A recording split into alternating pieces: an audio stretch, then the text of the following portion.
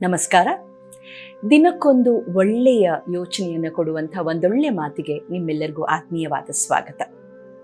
ಕೆಲವೊಮ್ಮೆ ನಮಗೆಲ್ಲ ಗೊತ್ತು ಅನ್ನುವಂಥ ಗತ್ತು ನಮಗೆಷ್ಟಿರುತ್ತೆ ಅಂದರೆ, ಬಹುಶಃ ನಮಗಿಂತ ತುಂಬ ತಿಳ್ಕೊಂಡಿರೋರು ಇರ್ತಾರೆ, ತುಂಬ ಜ್ಞಾನಿಗಳಿರ್ತಾರೆ ಅನ್ನೋದನ್ನೇ ನಾವು ಮರೆತು ಬಿಡ್ತೇವೆ. ನಮಗೆಲ್ಲ ಗೊತ್ತು ಅನ್ನುವಂಥ ಒಂದು ಅಹಂಕಾರದಿಂದ ನಾವು ನಡ್ಕೋತಾ ಇರ್ತೀವಲ್ಲ, ಆಗ ಖಂಡಿತ ಈ ಕಥೆಯನ್ನು ನಾವೊಮ್ಮೆ ಜ್ಞಾಪಿಸ್ಕೋಬೇಕು. ಒಮ್ಮೆ ಶ್ರೀ ಶಂಕರಾಚಾರ್ಯರು ಅವರ ಶಿಷ್ಯರ ಜೊತೆ ಹಿಮಾಲಯದ ಕಡೆ ಪ್ರಯಾಣ ಬೆಳೆಸಿದ್ರಂತೆ. ದಾರಿಯಲ್ಲಿ ಅಲಕಾನಂದ ನದಿ ತುಂಬಿ ಹರಿತಾ ಇತ್ತು. ಆ ನದಿಯ ಒಂದು ದಡದ ಹತ್ತಿರ ಅವ್ರು ಹೋಗ್ತಾ ಇದ್ದ ಹಾಗೆ ಅವರ ಶಿಷ್ಯ ಒಬ್ಬ ಗುರುಗಳನ್ನು ಮೆಚ್ಚಿಸುವಂಥ ಒಂದು ದೃಷ್ಟಿಯಿಂದ, ಗುರುಗಳೇ, ನಿಮ್ಮ ಜ್ಞಾನ ಎಷ್ಟು ಅಪಾರವಾದದ್ದು, ಈ ತುಂಬಿ ಹರಿತಾ ಇದೆಯಲ್ಲ ಅಲಕಾನಂದ ನದಿ, ಅದನ್ನೂ ಮೀರಿದಷ್ಟು ಜ್ಞಾನ ನಿಮಗಿದೆ ಅಂತ ಅವರನ್ನು ಹಾಡಿ ಹೊಗಳಿದ್ನಂತೆ. ಆಗ ಶಂಕರಾಚಾರ್ಯರು ಏನೂ ಮಾತಾಡದೆ ಅವರ ಕೈನಲ್ಲಿದ್ದಂಥ ಒಂದು ದಂಡವನ್ನು ತಗೊಂಡು ಅಲಕಾನಂದ ನದಿಯಲ್ಲಿ ಅದ್ದಿ ತೆಗೆದ್ರಂತೆ. ಆ ದಂಡದಲ್ಲಿ ಒಂದು ಹನಿ ನೀರು ಉಳ್ಕೊಂತು. ಶಿಷ್ಯರನ್ನೆಲ್ಲ ಕೇಳಿದ್ರು, ಈಗ ಈ ದಂಡದಲ್ಲಿ ಎಷ್ಟು ನೀರುಳಿತು ಅಂತ.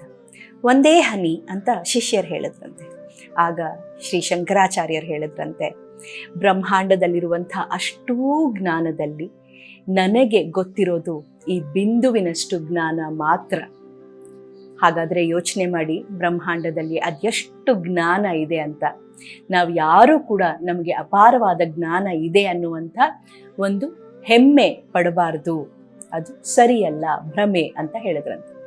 ಶಂಕರಾಚಾರ್ಯರೇ ಈ ಮಾತನ್ನು ಹೇಳಿರ್ಬೇಕಾದ್ರೆ ಇನ್ನು ನಿಮ್ಮಂಥವರು ಹೇಗೆ ಯೋಚನೆ ಮಾಡಬೇಕು ಅಲ್ವಾ?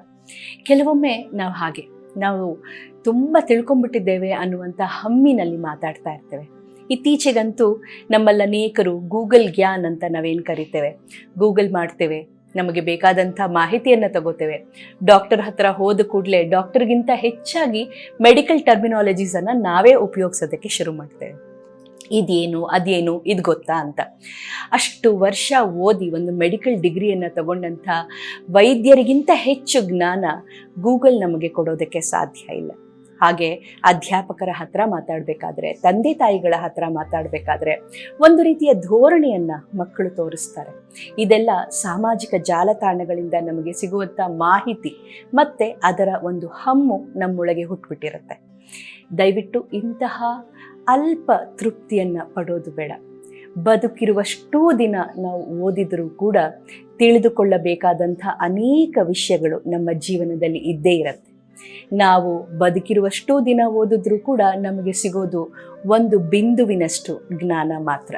ಆದ್ದರಿಂದ ವಿದ್ಯೆಗೆ ವಿನಯವೇ ಭೂಷಣ ಅಂತ ಹೇಳ್ತಾರಲ್ಲ, ಆ ರೀತಿ ನಾವು ಇರೋವರೆಗೆ ಜ್ಞಾನಾರ್ಜನೆಯನ್ನು ಮಾಡಿಕೊಳ್ತಾ ನಮಗಿಂತ ಹೆಚ್ಚು ತಿಳಿದವರ ಮುಂದೆ ಮಾತನಾಡಬೇಕಾದ್ರೆ ಒಂದಲ್ಲ 100 ಸತಿ ನಾವು ಯೋಚನೆ ಮಾಡಬೇಕಾಗುತ್ತೆ. ಹೀಗೆ ಯೋಚನೆ ಮಾಡಿ ವಿವೇಕದಿಂದ ನಾವು ಮಾತನಾಡಿದಾಗ ನಮ್ಮ ಸಂವಾದಗಳು ಮತ್ತು ನಮ್ಮ ಮಾತುಕತೆಗಳು ಹೆಚ್ಚು ಅರ್ಥಪೂರ್ಣವಾಗುತ್ತೆ. ಈ ಮಾತು ನಾವೆಲ್ಲ ನೆನ್ಪಿಟ್ಕೊಂಡ್ರೆ ನಿಜಕ್ಕೂ ಕೂಡ ನಮ್ಮ ಜೀವನ ಸಾರ್ಥಕ ಆಗುತ್ತೆ. ಏನಂತೀರಿ? ಇಂಥ ಇನ್ನೂ ಅನೇಕ ಒಂದೊಳ್ಳೆ ಮಾತುಗಳನ್ನು ಕೇಳೋದಕ್ಕೆ ಲೈಕ್ ಆ್ಯಂಡ್ ಸಬ್ಸ್ಕ್ರೈಬ್ ಮಾಡಿ ವಿಶ್ವವಾಣಿ ಸ್ಪೆಷಲ್ ಟಿವಿ ಯೂಟ್ಯೂಬ್ ಚಾನಲನ್ನು. ನಮಸ್ಕಾರ.